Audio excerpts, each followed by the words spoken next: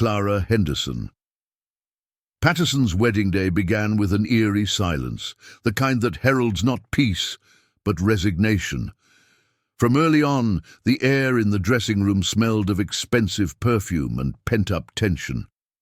Her mother supervised every move. Her sister posed for photographers as if she were the bride, and her father, with a serious expression, tried to hide his physical discomfort and wounded pride. Clara, meanwhile, looked at herself in the mirror, not fully recognizing herself. She had spent years supporting everyone, but that morning she realized that the family was only celebrating one version of her, the useful, the strong, the one who doesn't complain. What was supposed to be a joyful day slowly turned into a kind of silent judgment on her life. During the ceremony, the looks on their faces spoke volumes.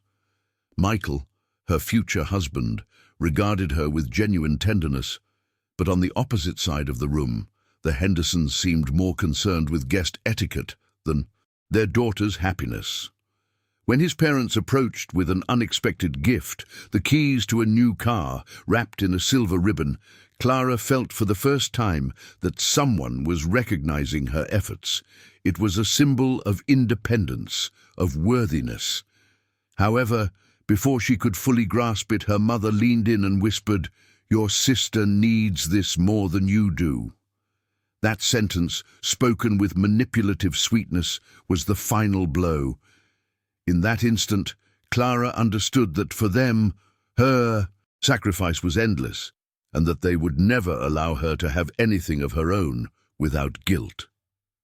The room was filled with applause and music, but Clara barely heard.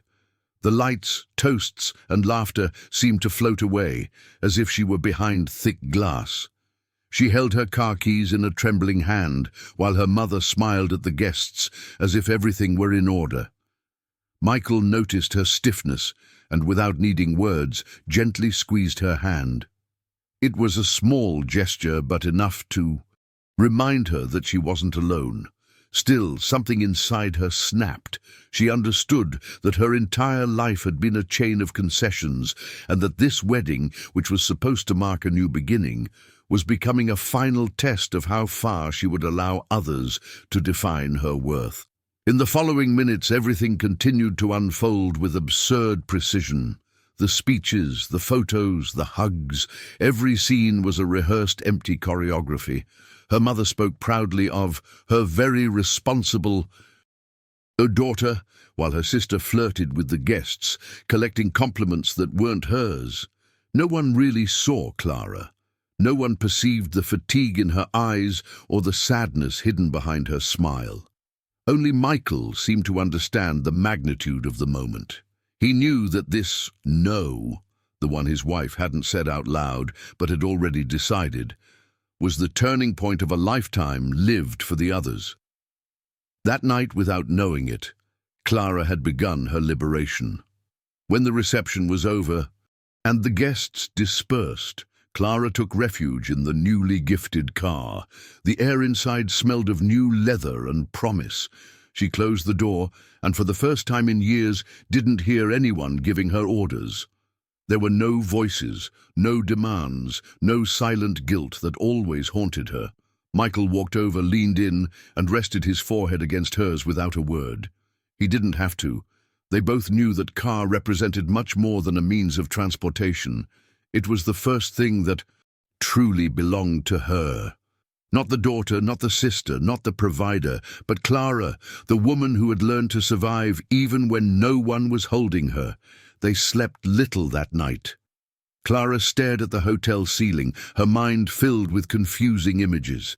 Her mother's disapproving glances, her father's uncomfortable expression, Alice's fake smiles. Everything blended with a new certainty that kept her awake. Something had to change. She didn't know how or when, but she sensed that continuing to be responsible for everything was slowly killing her. Michael breathed calmly beside her, and in that stillness she understood what true security was, not having to earn affection through sacrifice.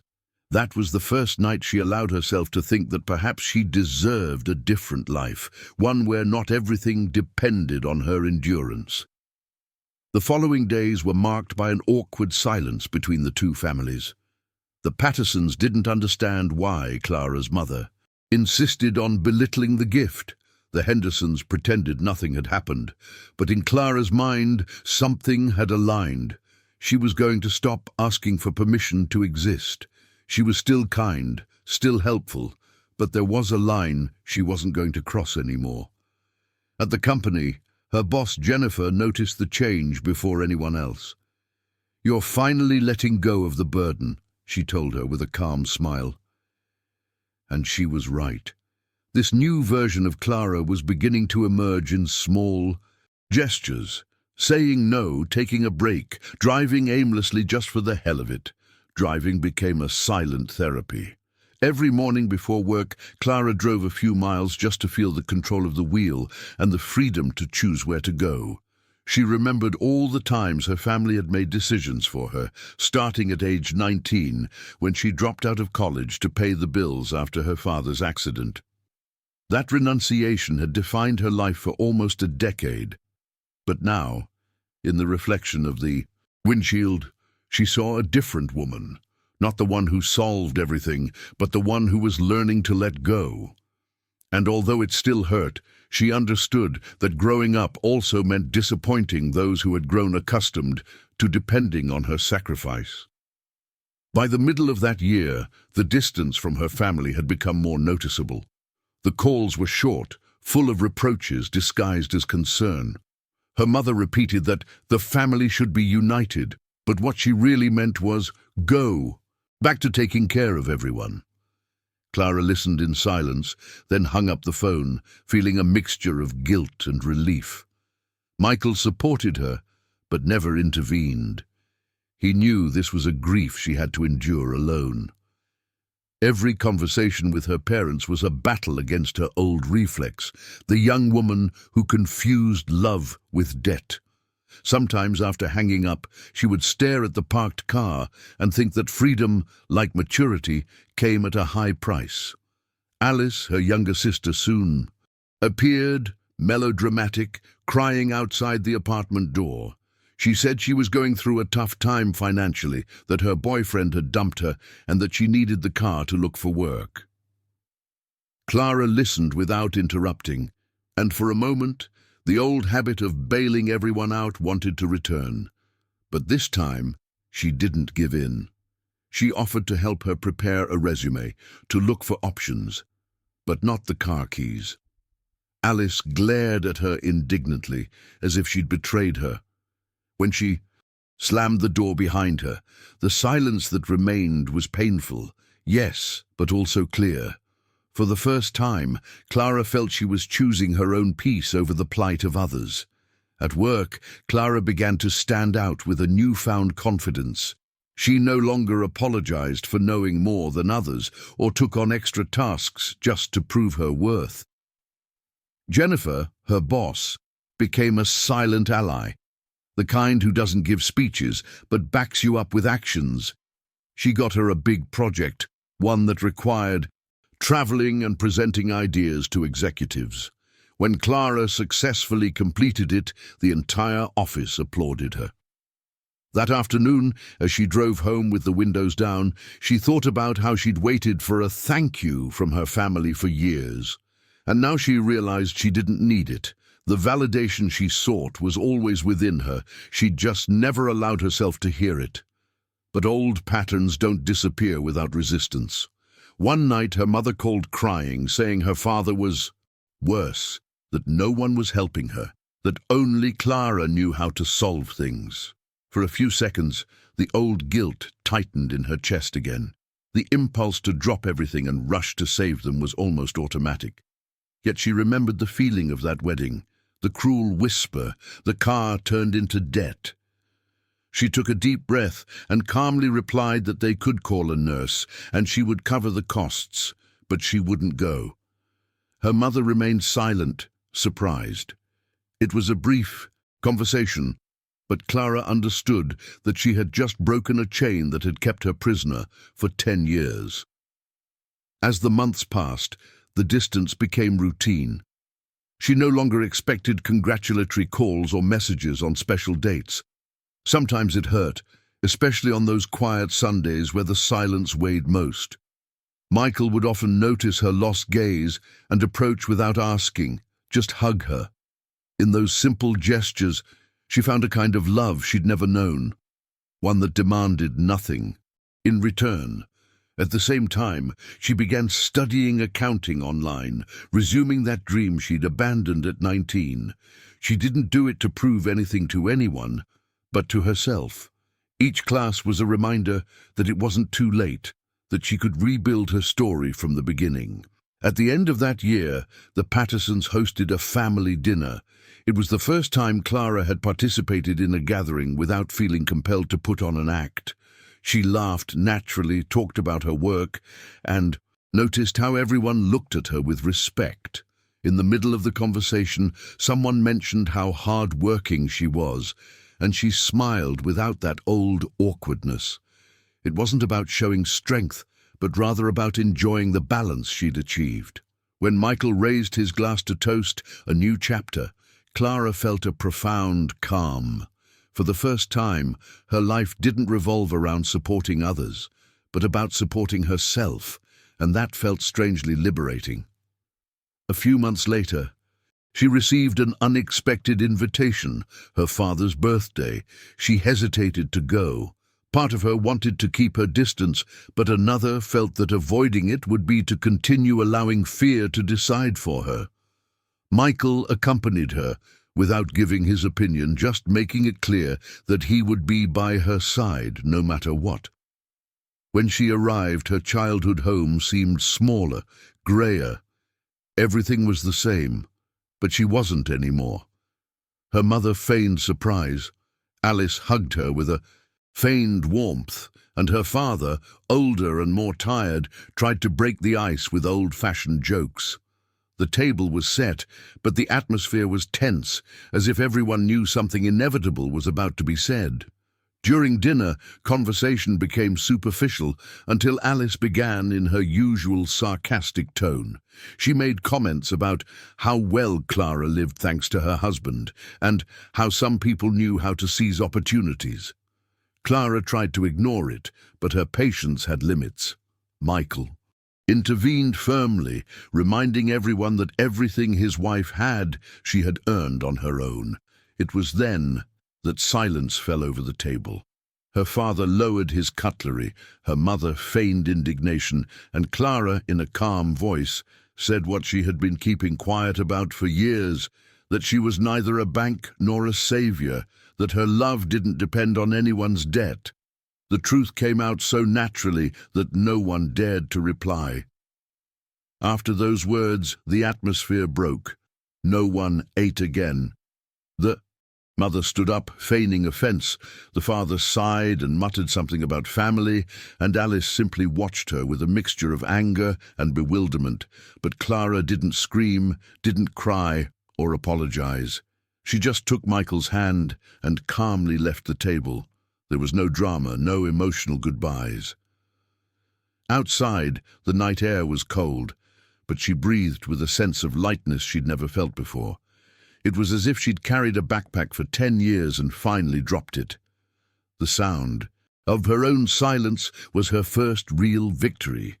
That night, when she got home, Michael made her tea, and they sat on the balcony without speaking. There was no need for that. In his eyes, there was something stronger than any words: respect. Clara knew it hadn't been a scene of reconciliation, but of closure. She couldn't expect immediate understanding, but she could offer something new, healthy distance. As the steam from the tea faded, she thought about how many people live trapped in the same cycle: guilt, duty, conditional love, and can't break free for fear of disappointing. In that instant, she understood she had saved not only her emotional life, but also her future. Sometimes, breaking free doesn't mean winning, but rather stopping losing yourself. The next day dawned with a seemingly strange peace. Clara got up early, made coffee, and stared out the window as the city woke up. There were no messages from her mother or calls from her sister. Her phone, for the first time, was silent.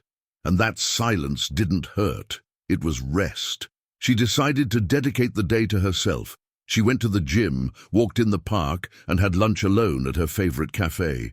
Every small daily act took on a new meaning. She no longer did things to compensate anyone, but because she enjoyed them.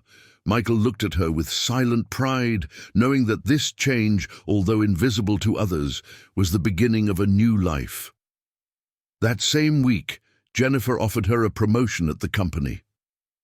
Clara hesitated for a few seconds before accepting, not out of insecurity, but because she no longer made impulsive decisions.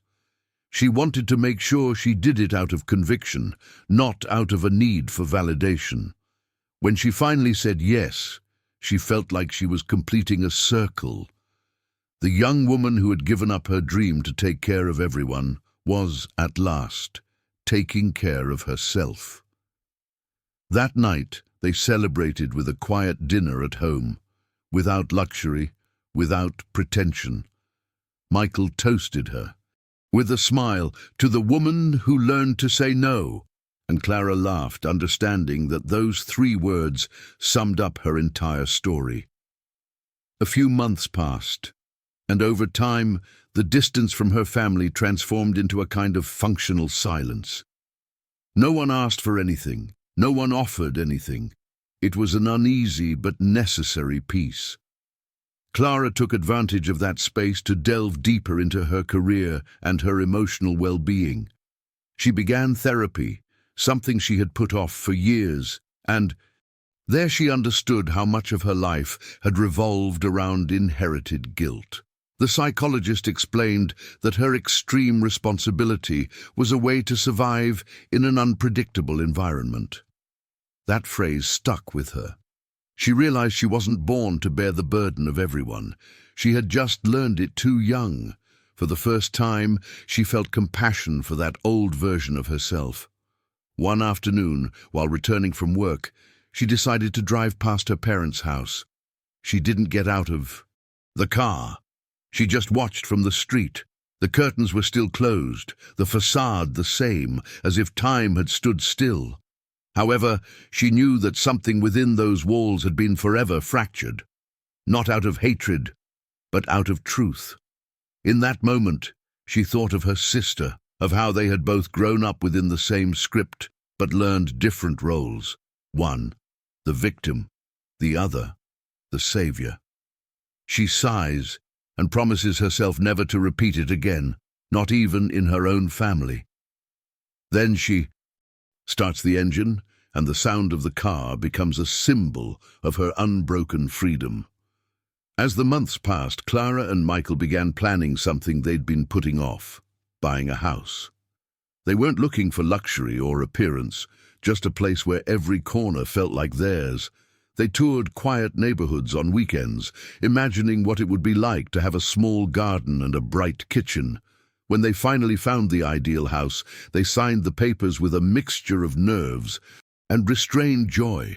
For Clara, that signature wasn't just an administrative act, it was a declaration of emotional independence. It was tangible proof that the effort that had previously served to support others was now serving to build their own home, their own life. The first nights in the new house were strangely quiet.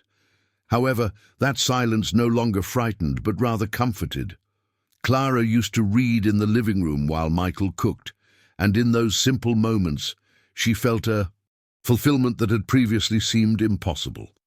Sometimes I thought about all the people who might be experiencing something similar, caring for everyone but themselves, exhausted by misguided love. And if you've made it this far, you probably know what I'm talking about. Tell me where you're listening to this story from. I'd like to know if you've ever felt that invisible weight too. Because in the end, understanding each other also heals. Balance didn't come overnight. There were times when guilt returned disguised as nostalgia, Sometimes a song or a smell reminded her of the years she'd run from shift to pay the family bills. But she no longer blamed herself for having been that person. She'd learned that even the most tired versions of herself deserve respect. Michael used to tell her that wounds not denied become wisdom, and she was beginning to believe it. Every day was an opportunity to continue practicing something she hadn't known how to do before. Rest. Without regrets, live without having to save anyone. A year later, she received an unexpected message from her father. He said he wanted to see her, that there were things he needed to tell her. She hesitated before answering, but curiosity won out. They agreed to meet at a cafe near the hospital where he was undergoing rehabilitation. When she saw him walk in, she was struck by how aged he looked, more fragile than authoritarian. They sat down opposite each other, and he, with a trembling voice, apologized. He said that for years he confused pride with affection and control with love. Clara listened to him silently, without tears or resentment. It wasn't a cinematic closure, just a human moment between two people who, in their own way, were trying to mend something that time had worn away. After that encounter, Clara didn't speak much to her father again, but she didn't need to. That conversation was enough to make her understand that forgiveness doesn't always come with reconciliation, and that sometimes simply acknowledging the damage is enough. What surprised her most was the lightness she felt when she left the cafe. There was no anger or exaggerated relief, only a mature calm, the kind that comes when one no longer seeks justice but peace. Michael waited for her outside, and just by looking at her, he knew something important had ended inside her. On the way home, Clara allowed herself to cry, but not from sadness. It was a way of cleansing what remained, of a history she could finally let go of. The following weeks were peaceful. Her mother, learning that she had seen her father, called her, not to reconcile, but to prove that she still had power over her. She began with phrases disguised as concern, but Clara no longer fell into that trap. She listened without arguing, without justifying anything. When her mother insinuated that a good daughter doesn't abandon her family, Clara calmly responded that remaining open to abuse wasn't kindness, but fear. Then she simply hung up. She felt no guilt or emptiness, she felt firmness. That was the true end point, not confrontation, but indifference to what had once defined her. Over time, life began to take on a gentler rhythm. Clara had learned to live without shocks, without the weight of other people's expectations. Mornings were hers, coffee, music, and the calm that came with knowing she didn't have to explain anything to anyone. Her career continued to grow, and at work, they already saw her as a role model, someone who led with empathy, not sacrifice. Jennifer often said that her story inspired other women on the team, and Clara accepted it with humility. She wasn't looking for admiration, only authenticity.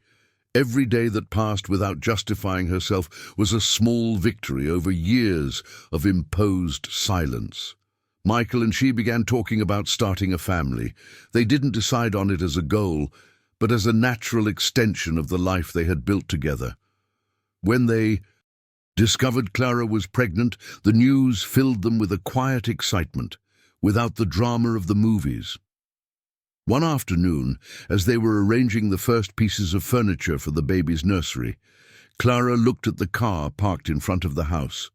It had signs of wear, dust on the tires, and many miles on it, but it remained her symbol of freedom.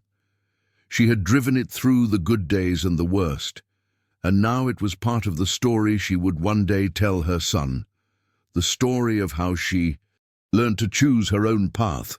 Pregnancy brought with it a calm Clara had never known before. Routines slowed down, the days clearer.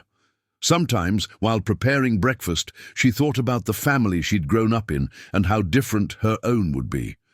She didn't want to raise her son surrounded by guilt and silence, but rather to teach him to set boundaries without fear. Michael listened to her talk about this with attentive tenderness. He knew that every word was a promise to herself as much as to the baby. Deep down, Clara was not only gestating a new life, but also a new version of herself, freer, more aware, more her own. One rainy afternoon, sitting on the couch with a blanket over her legs, Clara looked out the window and thought about how much everything had changed since that whisper at her wedding. The echo of that phrase, "Give it to your sister," still appeared sometimes, but it no longer hurt. It was just a reminder of how far she had come. At that moment she smiled, and in a soft voice said, looking into the camera as if sharing her story with whoever would listen, "If this story touched you in any way, share it with someone who also needs to be reminded that saying no is a form of self-love." Then she looked back at the rain and thought that perhaps, by telling it, she was also closing her last chapter of guilt. When the baby was born, Clara felt all the weight of the previous years dissolve in a mixture of emotion and gratitude. She held him in her arms and, for the first time, didn't think about responsibilities or moral debts, only about the miracle of being there, present, whole. Michael looked at her with a silent smile, understanding that this moment was more than the arrival of a child. It was confirmation that life can flourish even after it has withered. In the hospital, Clara briefly remembered her parents, but not with sadness. She silently thanked them for having made her strong, even through pain. In the following months, motherhood didn't separate her from her identity, but rather reaffirmed it. Clara knew she wouldn't be a perfect mother, but she would be a conscious one. She promised not to repeat the cycle of conditional love, nor to teach her son that he should earn affection through effort.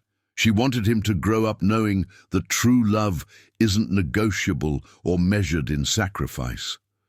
Sometimes, as she watched him sleep, she thought about how a simple no had changed everything. It had put an end to a chain of generations of confusing love with dependency, and in that small word, so short and so powerful, she had found her peace. Over time, Clara and Michael built a simple but full life. They didn't need luxuries or recognition. Their home was filled with laughter, quiet conversations, and that sense of security that comes when there are no masks. Sometimes during Sunday breakfasts, Clara would look at her family, the baby playing on the floor, Michael making coffee, and think about how many times she had dreamed of something like this without believing it possible. It wasn't a perfect life, but it was real. And that, for someone who had lived for so long pretending everything was fine, was a huge victory. From time to time, she heard from her sister through acquaintances. She knew Alice was experiencing financial and emotional difficulties, that she had lost jobs and friends due to her lack of responsibility. Even so, Clara felt neither resentment nor superiority, only distance. She had learned that everyone must face the consequences of their own path. If her sister ever wanted to change, she would welcome her with respect, but not with sacrifice. That difference was essential. She could offer empathy, but never again blind devotion. Love, she understood, is not measured by how much one destroys oneself, but by how much one manages to remain true to oneself. A few years later, Clara received a handwritten letter. It was from her mother. The first lines were cold, almost formal, but as she progressed, the words became clumsy, human. She confessed that she had felt envious, afraid of becoming invisible in front of the daughter who could do anything. She said she had misjudged her and now understood what it was like to live with the burden of dependency. Clara read the letter silently, with a mixture of sadness and relief. She didn't reply immediately. She left it on the table, took a deep breath, and reflected that forgiveness doesn't always require an exchange. Sometimes understanding is enough. Inside her, something quietly closed, like a door that finally fits into its frame. That night, she went out into the garden with a blanket over her shoulders and looked at the distant city lights. All was calm. She thought of her childhood home, of the arguments, of the silences, and realized that time had done its work. There was no more resentment, only emotional distance, clean, without anger. Michael joined her, and as the wind stirred the leaves, he said, "We will inherit no guilt, Clara, only peace." She smiled. That phrase summed up everything they had built, a life based on respect and freedom. Finally, the past no longer dictated their days. It was simply a story worth telling. As the years passed, Clara's family grew. Her son began to ask questions about his grandparents, and she decided to tell him the truth, unvarnished, but with love. She explained that people sometimes hurt others unintentionally because they repeat what they've learned, and that the important thing wasn't to judge them, but to learn from it so as not to repeat it. The boy listened with the pure attention that only children possess, and then told her he wanted to be like her.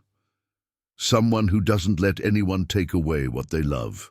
Clara smiled, knowing that in that innocent phrase lay the most valuable legacy, the strength to choose one's own life without resentment. That car, the wedding gift that had sparked everything, was still in the garage. It no longer shone like it had before, but every time she saw it, Clara felt immense gratitude. It was a reminder of her story, of the woman who one day decided to no longer give up her freedom to please others. It had driven her to new jobs, to moves, to doctor's appointments, even to the family vacation she'd longed for. Every mile she'd driven was a silent victory over her past. Sometimes she'd look at it and think that car hadn't been a simple gift. It had been the key to her new life. Over time, Clara began writing short texts about her experience. She didn't do it for fame, but out of a need to put into words what so many women experienced in silence. She published short stories on forums and social media where others shared their stories of guilt, exhaustion, and rebirth. She was surprised to read so many messages saying, "The same thing happened to me," or "Thank you for putting into words what I could never explain." In each response, she found meaning. Her pain had been transformed into help. And although she never considered herself a hero, she understood that she had found a new way to serve, one that didn't destroy her, but rather strengthened her. One night, reviewing those comments, Clara thought about how different life had seemed since that first no. She had gone from surviving for others to living for herself, and that change was as simple as it was profound. Michael, from the kitchen, asked her what she was thinking. She replied, smiling, "How far?" "I've come." She didn't need more.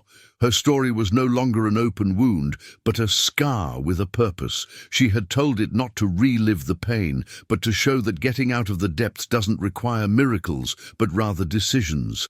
And every no said in time had been a brick in the building of her peace. The years passed, and stability became a daily occurrence. Clara and Michael raised their son with tenderness and clear boundaries. There was never any shouting in that house, nor blackmail, disguised as love. There was dialogue, respect, and above all, presence. Clara realized that her greatest learning hadn't been distancing herself from her family, but rather understanding the difference between caring and neglecting others. Sometimes, when she saw her son stumble or become frustrated, she didn't rush to solve everything for him. She stood by him, but gave him space to get up on his own. She knew it was the best way to finally break the cycle that had cost her so much to overcome. One afternoon, while putting clothes in her closet, she found her wedding veil, carefully folded in a box. She held it in her hands and thought of the young woman who had worn it, exhausted, silent, but still hopeful. She smiled tenderly, without regret.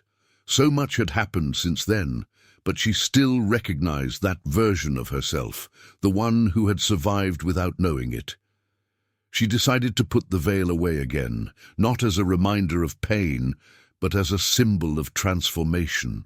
Because deep down, everything she had lost had become a new way of finding herself, and that, she thought, was worth more than any belated apology. As time passed, her relationship with her parents remained distant but cordial. Calls were sporadic, without reproaches or demands.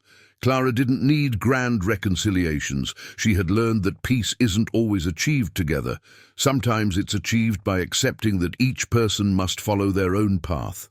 When her father fell ill again, she helped from a distance, ensuring he received care, but without once again assuming the role of savior. Her mother, more silent than before, avoided moral discourse.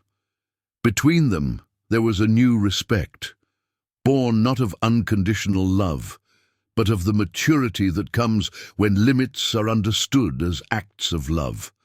On her 35th birthday, Clara organized a small gathering at home. A few friends, Jennifer, and colleagues from work came. There were no grand speeches or expensive decorations, just good music and genuine laughter.